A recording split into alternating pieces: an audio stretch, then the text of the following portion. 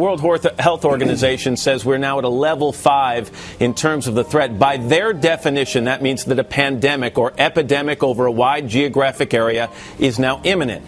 Last night, the president said no plans to shut down the borders between the U.S. and Mexico, no plans even to curtail commercial air traffic or travel between the two countries. I think some people this morning, Mr. Vice President, may be shaking their heads, not understanding that. Help me out. We have contacted and been in constant contact with the leading health experts, both in the world as well as here in the United States, and they have suggested that that is not the way we should move. A member of your family came to you and said, look, I want to go on a commercial airliner to Mexico and back within the next week. Would you think it's a good idea?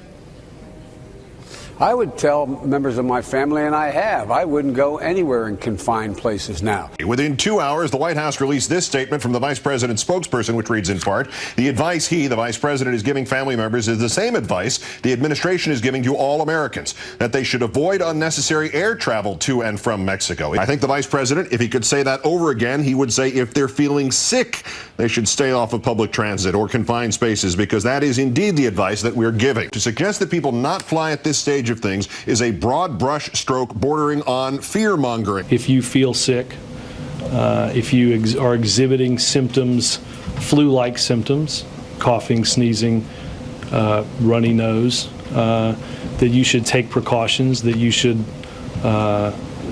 limit your travel.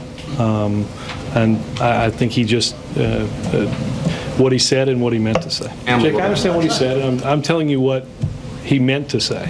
Well, part of the reaction is eye rolling, and there goes Joe Biden again, and we know Joe, and that's what he does. He's not a loose cannon. Sometimes he's a whole flotilla.